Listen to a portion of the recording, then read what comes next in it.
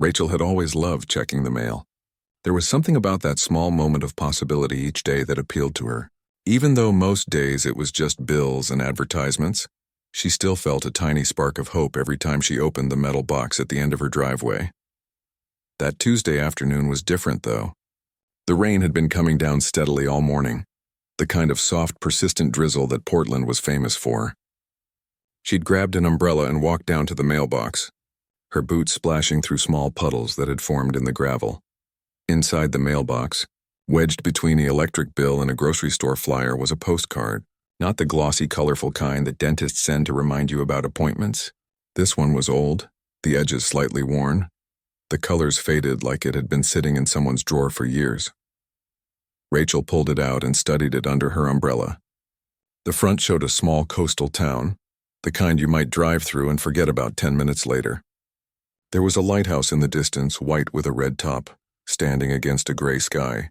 The ocean looked calm in the picture, almost too calm, like a painting rather than a photograph. She flipped it over. No return address. No signature, just one line of handwriting in blue ink, slightly smudged at the edges. The answer is where the light meets the water. Rachel stood there in the rain, reading the line over and over. The handwriting looked familiar somehow, the way the letters curved, but she couldn't place it. She felt a strange tightness in her chest, like when you hear a song from your childhood and can't quite remember where you know it from. Back inside the house, she shook off her umbrella and placed the postcard on the kitchen counter. Her husband David was making coffee, humming quietly to himself. "Anything interesting in the mail?" he asked without turning around. "Actually, yeah. Look at this." She handed him the postcard. He glanced at it, flipped it over, read the message, and shrugged. "Probably just some marketing thing," he said, handing it back. "You know how companies are now? They try to be all mysterious to get your attention. But there's no company name. No website, nothing. Exactly. That's the hook. They want you curious enough to go searching for them online." Rachel wanted to believe him. It would make sense. Everything had a marketing angle these days. But something about the postcard felt personal. The handwriting, the worn edges, the fact that it was addressed specifically to her and not to current resident. She stuck it on the refrigerator with a magnet, right next to her daughter's honor roll certificate and a grocery list.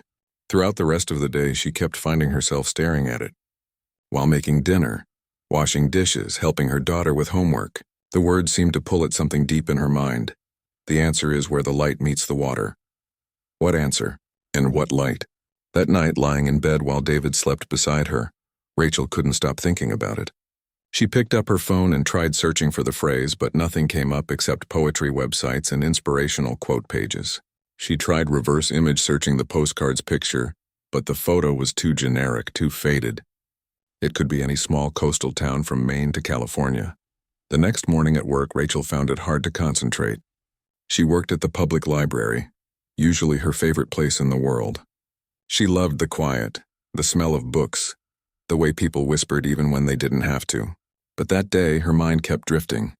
During her lunch break, she pulled out her phone and looked at a photo she'd taken of the postcard. She zoomed in on the handwriting, studying each letter. There was something about the capital T, the way it had that little flourish at the top. She'd seen that before somewhere. Her coworker, Betty, noticed her staring at her phone with unusual intensity. "Everything okay?" Betty asked, unwrapping her sandwich. Rachel hesitated, then showed her the photo. "I got this weird postcard yesterday. No idea who sent it." Betty squinted at the screen, then smiled. "Ooh, mysterious. Maybe you have a secret admirer." "I'm 42 and married." "Secret admirers don't have age limits, honey." Rachel laughed, but the suggestion made her uncomfortable. She didn't want to think of it that way. The postcard didn't feel romantic. It felt like something else entirely, like a message she was supposed to understand but didn't. Over the next few days, the postcard became like a puzzle piece that didn't fit anywhere. Rachel tried to go about her normal routine, but it was always there in the back of her mind. She started noticing lighthouses everywhere. In the background of TV shows, on book covers at the library, even on someone's t-shirt at the grocery store. She began to dream about it too. Not clear dreams she could describe when she woke up, but vague images of water and light, of standing on a shore watching the sunset. She'd wake up feeling like she'd forgotten something important. On Saturday morning, while her daughter was at soccer practice, Rachel decided to clean out the attic. It was something she'd been putting off for months, maybe years. The attic was full of boxes they'd moved from their previous house and never unpacked. Old clothes, broken electronics, things they kept meaning to donate or throw away but never did. She was sorting through a box of kitchen items they never used when she spotted another box in the corner, one she didn't recognize. It was smaller than the others, made of cardboard that had gone soft with age. Written on the side in faded marker was a single word: Moms. Rachel's mother had passed away 5 years earlier. The grief had been complicated, layered with relief and sadness in equal measure. Her mother had suffered from Alzheimer's for the last 3 years of her life, slowly forgetting everything and everyone, including Rachel. By the end, she'd been like a stranger, someone who looked like her mother but wasn't really there anymore. Rachel had packed up her mother's apartment quickly after she died, boxing things up almost frantically, unable to look at them too closely. This box must have been one of them.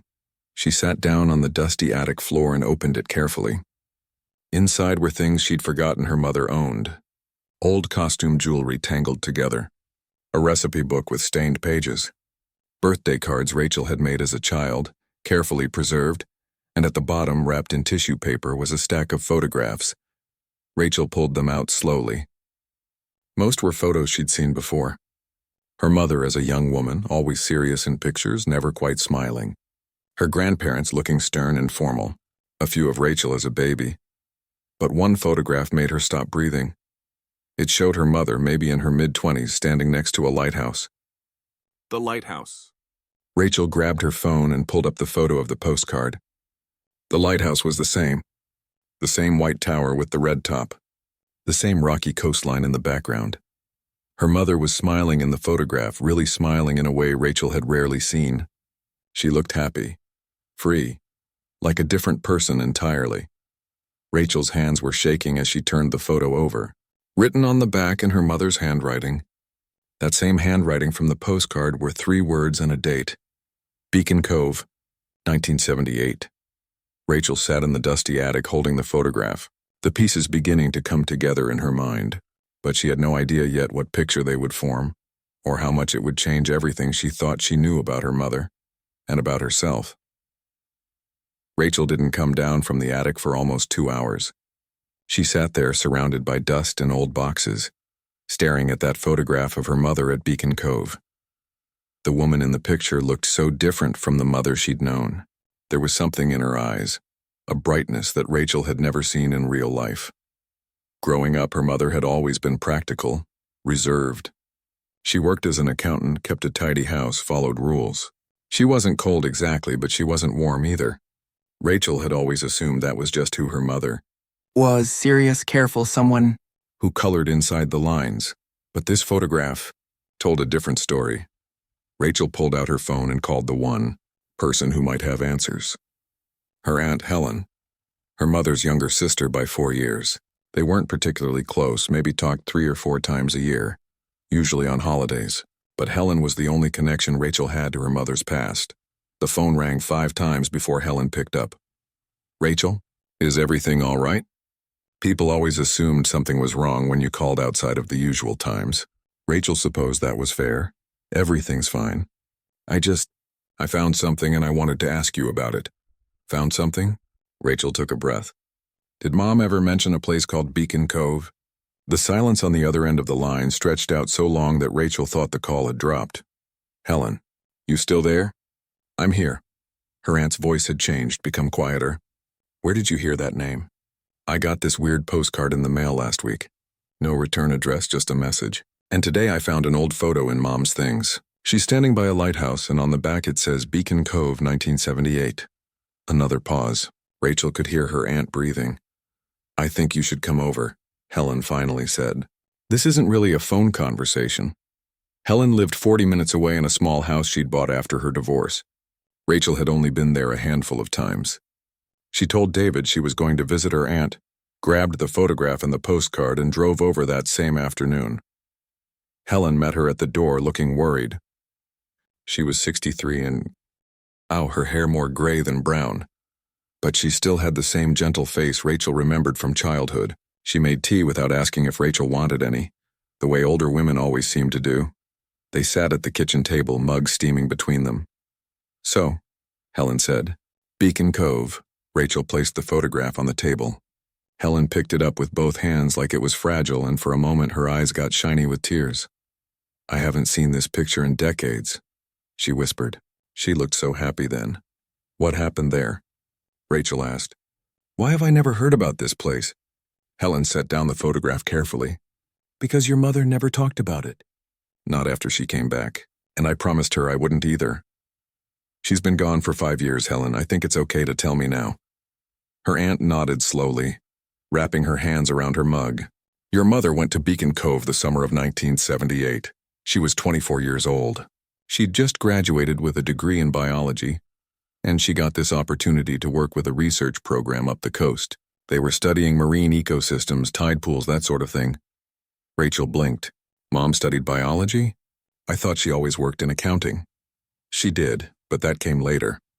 Before that, she wanted to be a marine biologist. It was all she talked about when we were kids.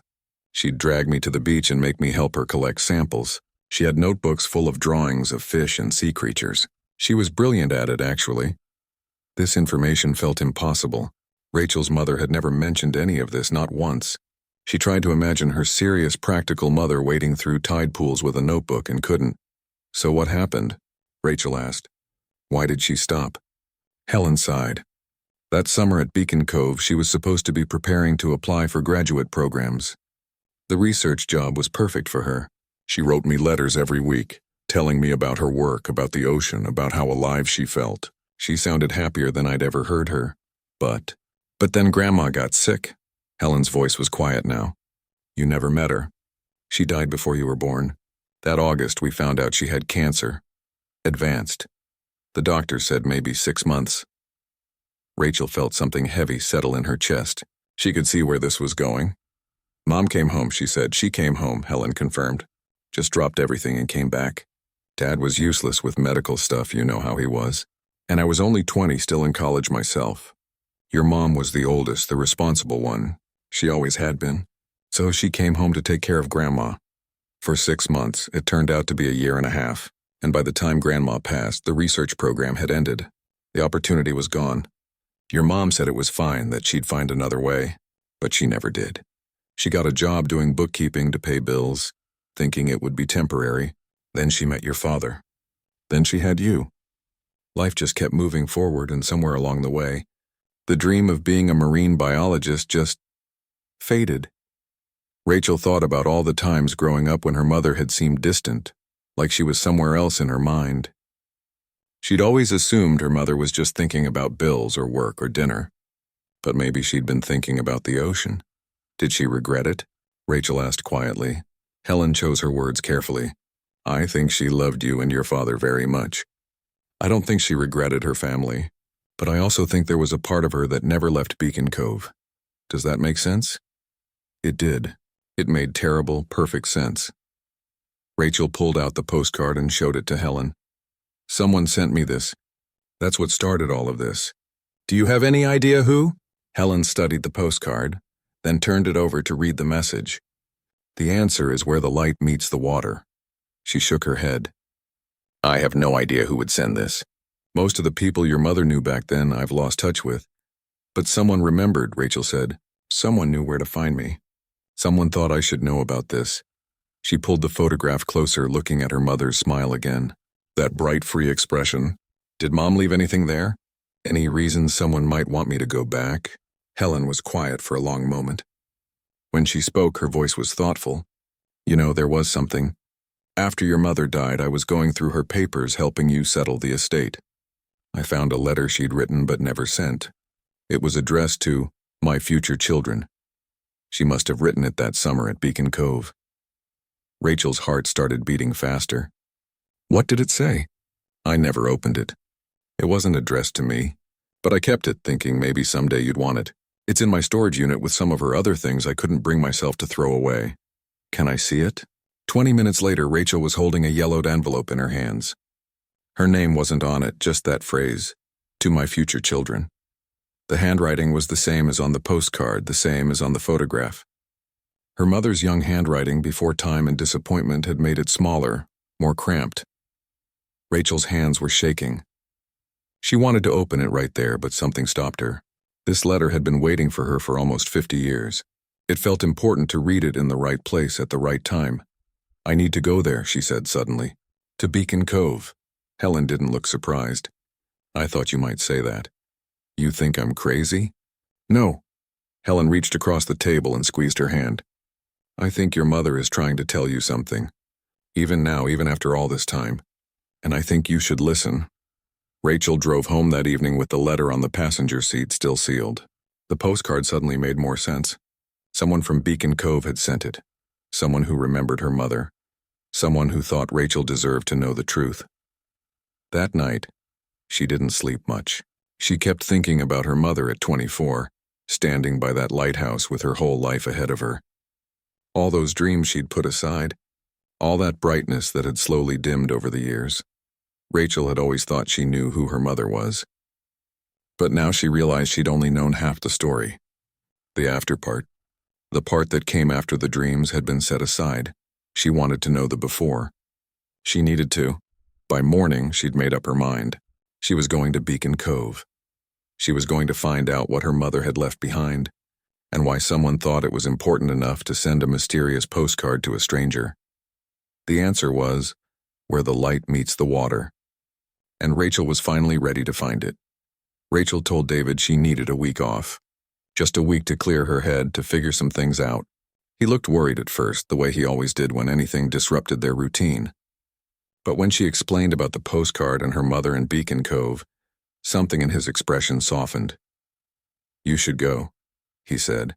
"I can handle things here with Lily. Take the time you need." She almost cried right there in the kitchen. Sometimes you don't realize how much you need permission until someone gives it to you.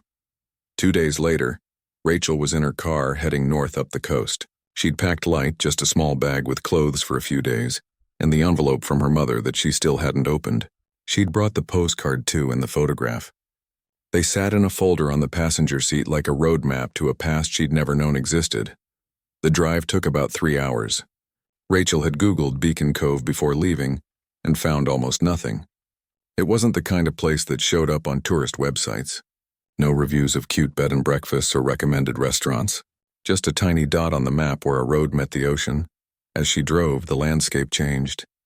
The city gave way to smaller towns, then to stretches of forest with glimpses of the sea between the trees. The sky was gray, threatening rain, the way it always seemed to be on the Oregon coast. Rachel had the radio on at first, but eventually she turned it off. The silence felt right somehow.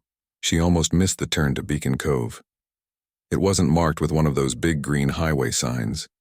Just a small wooden post that said Beacon Cove 2 miles in faded white letters. She turned onto a narrow road that wound through pine trees, and suddenly she was there. The town was smaller than she'd imagined. One main street with maybe a dozen buildings, most of them looking like they hadn't been updated since the 1970s. There was a general store with a sun-bleached awning, a post office that shared a building with what looked like a tackle shop, and at the far end of the street, a hand-painted sign that read Ocean View Inn. Rachel parked in front of the inn and sat in her car for a minute, looking around. The town felt frozen in time, like it had decided at some point to just stop moving forward. A few people walked along the sidewalk, but nobody seemed to be in a hurry. It was the kind of place where everyone probably knew everyone else's business. The inn was a 2-story building with blue shutters and a porch that wrapped around the front. Wind chimes hung from the eaves, making a soft metallic sound in the breeze. Rachel grabbed her bag and the folder and went inside. The front desk was actually just a small table in what looked like someone's living room. Comfortable chairs, old photographs on the walls, the smell of something cooking somewhere in the back. An elderly woman appeared through a doorway, wiping her hands on a dish towel. "Hello there," she said with a warm smile. "You must be needing a room." "If you have one available," Rachel said. "Oh, we always have rooms available. Not exactly peak tourist season." The woman pulled out an old-fashioned guest book, the kind where you actually signed your name with a pen. "How long are you staying?" "I'm not sure yet. A few days, maybe?" "That's fine. We'll just take it day by day." She smiled again. "I'm Joyce, by the way. I run this place." Rachel. She signed the guest book, and as she did, she noticed the names above hers. The last guest had checked in 3 weeks ago. The one before that, over a month. Joyce handed her a key attached to a wooden paddle with the number 7 burned into it. Upstairs, end of the hall. Breakfast is at 8 if you want it, but no pressure. You're on vacation. Actually, Rachel said, setting down her bag. I'm here looking for information about someone who used to come here. A long time ago. 1978, Joyce's eyebrows went up. 1978? That's quite a while back. Rachel pulled out the photograph and placed it on the desk. This woman. She was here that summer, working on a research project. I was hoping maybe someone might remember her. Joyce picked up the photograph and studied it carefully. Her expression changed, became more focused. She looked at Rachel, then back at the photograph, then at Rachel again. Oh my, she said softly. You're her daughter, aren't you? Rachel felt her heart jump. You knew her? Knew her? Honey, she lived in this very building that summer. Room 4, right down the hall from where you'll be staying. Joyce's eyes had gone a bit misty. She was a lovely person. So passionate about her work. My late husband used to joke that she cared more about those tide pools than anything else in the world. Rachel's voice came out barely above a whisper. Your husband knew her too? Oh, everyone knew her. This is a small town, but Richard, my husband, he got to know her better than most. He was the lighthouse keeper back then. She spent a lot of time out there doing her research on the rocks around the lighthouse. Rachel felt like she couldn't quite catch her breath. She was standing in the same building where her mother had stayed, walking the same halls. It made everything suddenly real in a way it hadn't been before. Is the lighthouse still there? She asked. It is, though it's not operational anymore. Hasn't been for 20 years. But the building's still standing. You can walk out there if you want. It's about half a mile down the beach path. Joyce disappeared into the back for a moment and returned carrying a small wooden box. It was dusty, like it had been in storage for a long time. I probably should have thrown this out years ago, Joyce said, but I couldn't bring myself to do it. Your mother left it here when she went home that summer. Said she'd be back for it, but she never came. Rachel stared at the box. Her mother's name was carved into the lid in simple letters. We kept it in storage all these years, Richard and I. After he passed, I almost donated it to charity, but something stopped me. I had a feeling, that someday it would matter. Did you send me the postcard? Rachel asked. Joyce nodded. About 2 months ago, I got diagnosed with stage 3 cancer. They're treating it and the doctors are hopeful, but it made me think about unfinished business. I've been going through Richard's things and I found your mother's contact information from when she stayed here. Took me a while to track you down online, but I managed it. Why didn't you just tell me all this in the postcard? Because some things need to be discovered, not just told. Your mother understood that. She always said the best answers come from asking the right questions. Joyce placed the wooden box in Rachel's hands. It was heavier than it looked. What's in it? Rachel asked. I don't know. Never opened it. It wasn't mine to open. Joyce smiled gently. But it's yours now. Rachel carried the box and her bag up to her room. Number 7 was simple but clean, with a window that looked out over the ocean. She could see the lighthouse in the distance exactly like in the photograph, standing white and solitary against the gray sky. She set the box on the bed and just looked at it for a while. Inside this box was something her mother had left behind, something important enough to keep for almost 50 years. Her hand hovered over the lid, but she didn't open it yet. Instead, she grabbed her jacket and headed back downstairs. Joyce? She called. The older woman appeared from the kitchen. Change your mind about that room? No, the room's perfect. Could you tell me how to get to the lighthouse? Joyce smiled like she'd been expecting this question. Take the path behind the inn. Follows the beach all the way there. Can't miss it. Just watch the tide. It's coming in. Rachel stepped outside and found the path. It was narrow, winding between beach grass and wild roses that had long since finished blooming. The sound of the waves grew louder as she walked, and the wind picked up, pulling at her hair. The beach was rocky here, not sandy. Tide pools dotted the landscape, little worlds of their own filled with starfish and anemones and tiny crabs. Rachel imagined her mother here, young and full of dreams, kneeling beside these same pools with a notebook and a magnifying glass. The lighthouse grew larger as she approached. Up close, it was bigger than it had seemed in the photograph and older. Paint peeled from the walls. Some of the windows were broken, but it still stood strong like it was waiting for something. Rachel walked around to the side where the rocks met the water. The sun was starting to break through the clouds, sending beams of light across the ocean's surface. The light met the water in a shimmer of silver and gold. Standing there, Rachel finally understood the message on the postcard. It wasn't just about this physical place. It was about illumination, about seeing clearly, about understanding. She pulled out her mother's sealed letter from her pocket. The paper was brittle with age, yellowed at the edges. Her hands shook as she carefully opened it. Inside, in her mother's young handwriting, were words that had been waiting almost 50 years to be read, and Rachel, standing where the light met the water, finally began to understand who her mother had really been. Rachel's hands trembled as she unfolded the letter. The paper was so old it felt like it might crumble at her touch. She sat down on a flat rock near the lighthouse, the ocean wind whipping around her, and began to read. "To my future children," the letter began. "I'm writing this on my last night in Beacon Cove. Tomorrow I go home, back to the life I knew before this summer. Part of me wants to stay here forever. Another part knows I can't. My mother is sick and she needs me. Family comes first. That's what I was taught, and I believe it's true. But tonight, sitting by this lighthouse watching the sunset, I want you to know something. I want you to know that before I became your mother, I was a person with dreams, big, impossible dreams about studying the ocean, about understanding the way life works beneath the waves. I wanted to spend my life in places like this, recording data, making discoveries, maybe even teaching others what I'd learned. I'm 24 years old right now.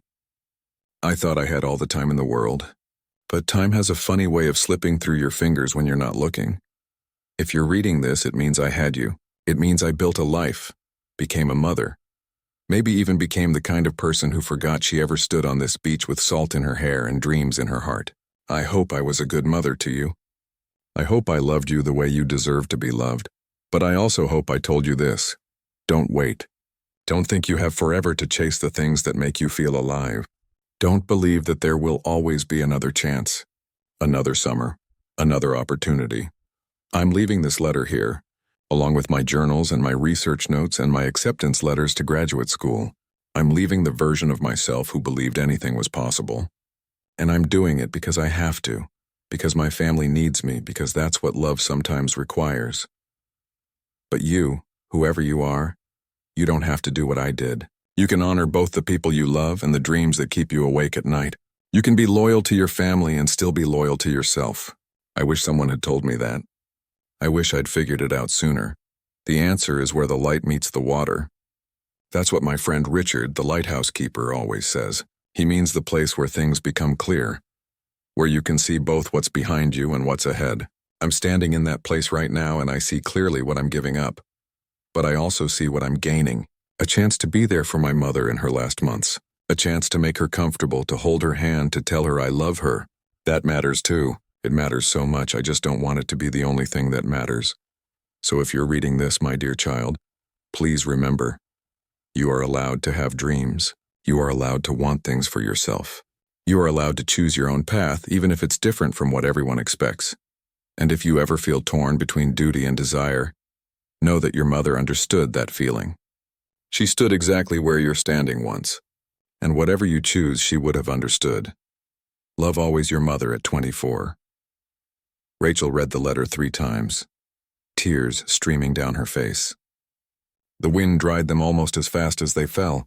She'd spent 42 years knowing her mother, and yet this letter revealed someone she'd never met, someone young and conflicted and heartbreakingly aware of what she was sacrificing. The worst part was that Rachel had never known. Her mother had never once mentioned marine biology, or graduate school, or this dream she'd abandoned. She'd just been mom. Quiet, practical mom who worked in accounting and made sure everyone ate their vegetables and never complained about anything. How lonely that must have been, Rachel thought. To carry a secret like that for a whole lifetime, to have been someone completely different and never speak of it. She folded the letter carefully and put it back in her pocket. Then she walked back to the inn, her mind spinning with questions and emotions she couldn't quite name. The wooden box sat on her bed where she'd left it. Rachel picked it up and carried it to the small desk by the window. She took a deep breath and opened the lid. Inside were layers of her mother's past, carefully preserved. On top was a journal, leather-bound and worn, the pages filled with her mother's handwriting. Rachel opened it randomly and found detailed notes about tide pool ecosystems, sketches of sea stars and barnacles, observations about water temperature and salinity. The drawings were beautiful, precise and artistic at the same time. Beneath the journal were more notebooks, each one filled with research data, questions, theories.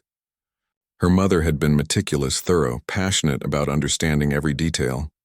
Rachel could feel the enthusiasm in every page, the joy of discovery. There were photographs too. Her mother with other researchers, all young and sunburned and smiling, her mother kneeling by a tide pool with a magnifying glass, her mother on a boat, hair wild in the wind, looking happier than Rachel had ever seen her. And at the bottom of the box, 2 envelopes. Rachel opened the first one and found an acceptance letter from a graduate program in marine biology at a university in California. Full scholarship. They were thrilled to have her join their program that fall. The second envelope held an acceptance to a different school, this one in Washington. Also a full scholarship, also enthusiastic about her potential. Her mother had gotten into both programs. She'd had her choice of futures, and she'd turned them both down to go home and take care of her own mother. Rachel sat back in her chair, overwhelmed. She thought about her own life, the choices she'd made. She'd become a librarian because she loved books, yes, but also because it was safe and practical and had good benefits. She'd gotten married at 26 because it seemed like the right time. She'd had Lily at 28 because that's what you did next. She'd never really asked herself what she wanted, not the way her mother must have asked herself that summer in Beacon Cove. There was a knock at the door. Rachel wiped her eyes and opened it to find Joyce standing there with a mug of tea. "Thought you might need this," Joyce said gently. "I saw you come back from the lighthouse looking a bit shaken." Rachel took the tea gratefully. "Thank you." Joyce glanced at the open box on the desk. "You opened it." "I did. And my mother's letter. Heavy stuff, I imagine. Very heavy." Rachel sat down on the edge of the bed. "Can I ask you something? Did my mother seem happy that summer?" Joyce considered the question carefully. "She seemed alive." "Does that make sense? Like she'd found the exact place she was meant to be. I remember Richard saying once that he'd never seen anyone so perfectly suited to their work, and then she just left. She did. Got a phone call one evening in late August. I remember because she came down to the front desk to use the phone to call home. When she came back, her face was white. She said her mother was sick, that she had to go home immediately. She packed that same night. Joyce sat down in the chair by the window. She came to say goodbye to me the next morning. She was trying to be strong about it, but I could see she was breaking apart inside. She said she'd be back in a few months after things settled down. She asked if we could keep her box safe. Of course we said yes, but she never came back. No. Richard tried to reach her once, maybe a year later. He called the number she'd left, but someone said she'd moved. We lost touch after that.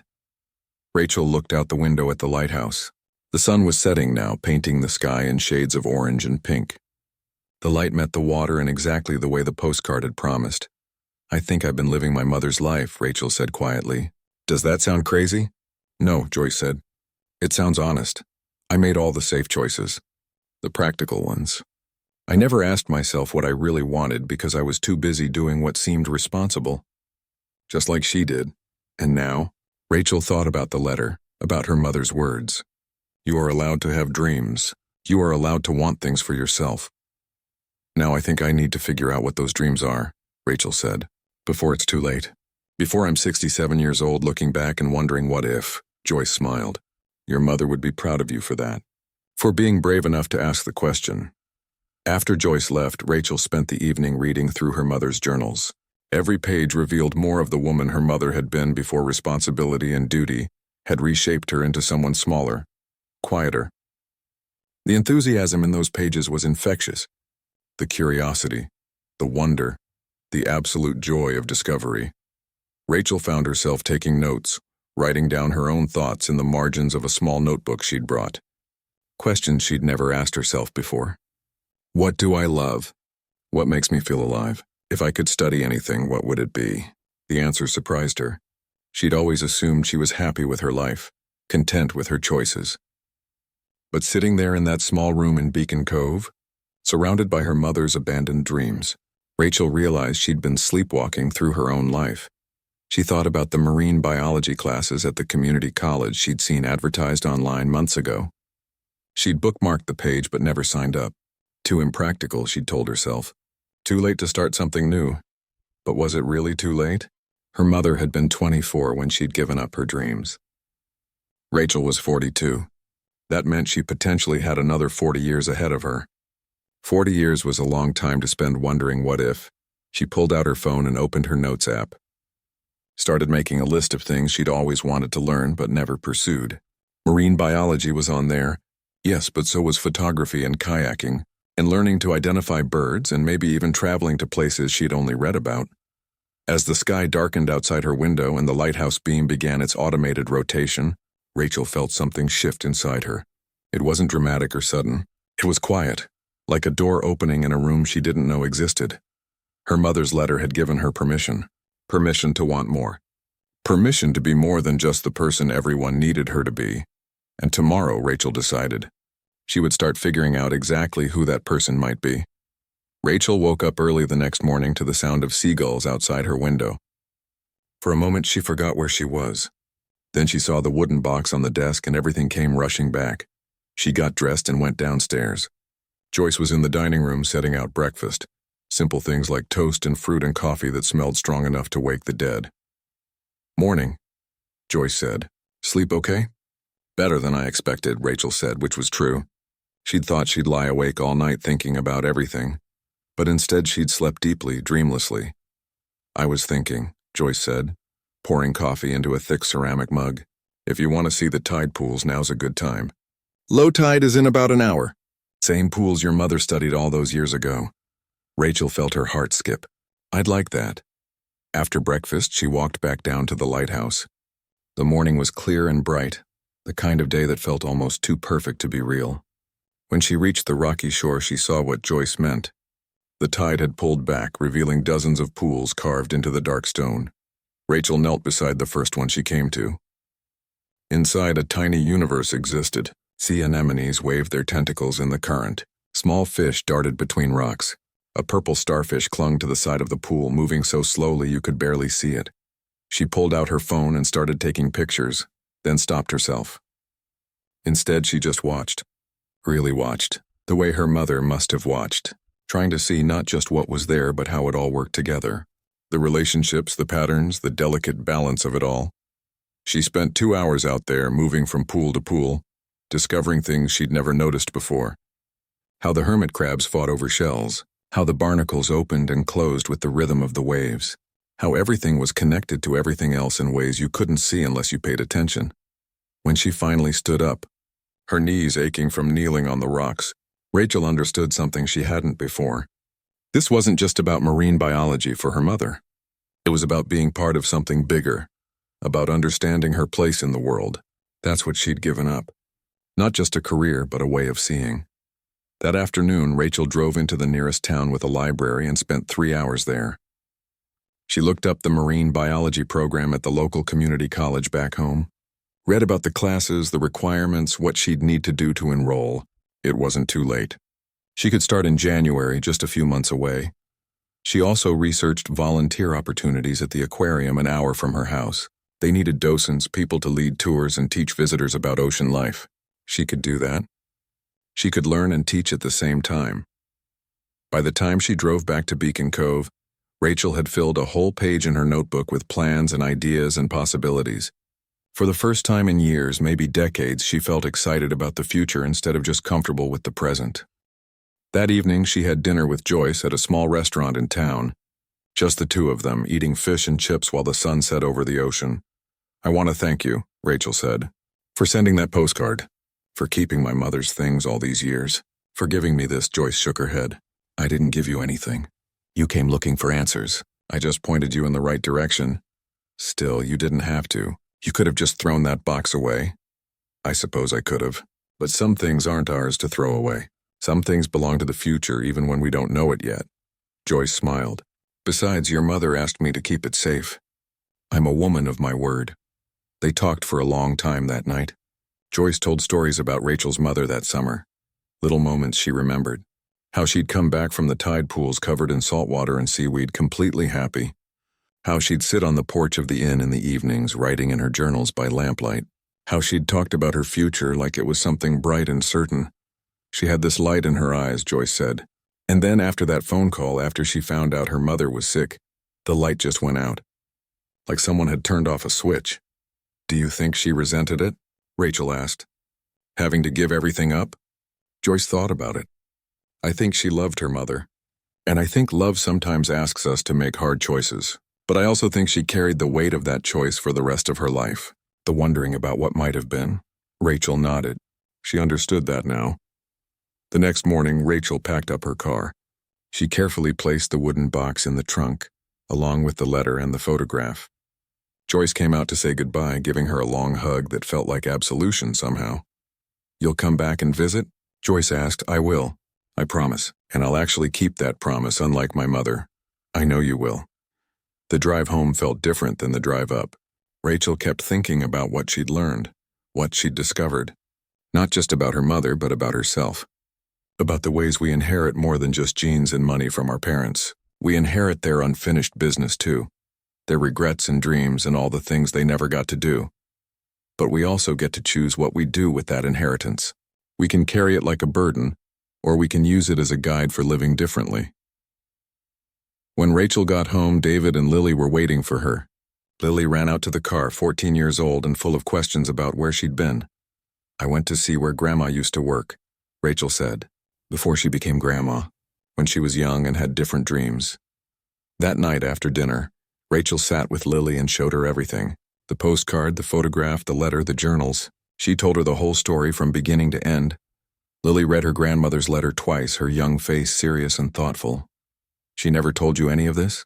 Lily asked. Never. I think maybe it hurt too much to talk about. That's so sad. It is. But it doesn't have to be sad for us. Rachel took a breath. I'm going to start taking classes in January. Marine biology. At the community college. Lily's eyes widened. Really, but you already have a job. I know. I'll keep working at the library, but I'll take classes at night on weekends. It'll take me longer to finish, but I want to do it. I want to learn about the things your grandmother loved. And I want you to see that it's never too late to start something new. That's pretty cool, Mom. Yeah? Rachel smiled. I think so too. Over the next few weeks, Rachel made it official.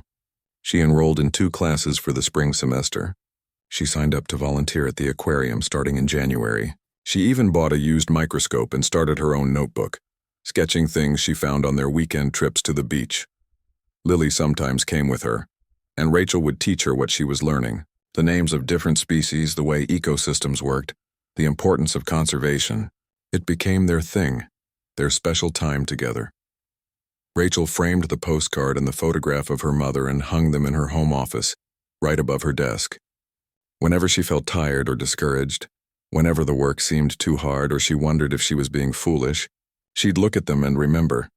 The answer is where the light meets the water. It meant different things to her now. It meant clarity. It meant the meeting place between who you are and who you want to become. It meant having the courage to stand at that intersection and choose a new direction. 6 months later, Rachel got an email from Joyce. She was doing well. The cancer treatment was working. She'd been given a good prognosis. She wanted Rachel to know that seeing her pursue her dreams had given Joyce courage to pursue some of her own. Rachel wrote back immediately, telling her about her classes, about the volunteer work, about how Lily had decided she wanted to be an environmental scientist, about how everything had changed since that mysterious postcard arrived. Sometimes late at night, when the house was quiet and everyone else was asleep, Rachel would take out her mother's letter and read it again. Each time she found something new in it, some layer of meaning she'd missed before. Her mother had spent her whole life carrying the weight of abandoned dreams, but she'd also left behind a message, a gift for the next generation. Don't make my mistakes. Don't wait. Don't let your dreams become ghosts that haunt you. Rachel had received that message. She'd understood it, and now she was living it. The postcard from nowhere had led her somewhere profound, not just to a small coastal town or to a box of memories, but to a deeper understanding of what it means to honor both the people who came before you and the person you still have time to become. And standing at that intersection, where the light met the water, Rachel had finally found the courage to choose herself, not instead of her family but alongside them, both devoted and daring, both rooted and reaching. Her mother's dreams hadn't died in Beacon Cove all those years ago. They'd just been waiting, patient as the tide, for someone to find them and bring them back to life. And Rachel had. She finally had.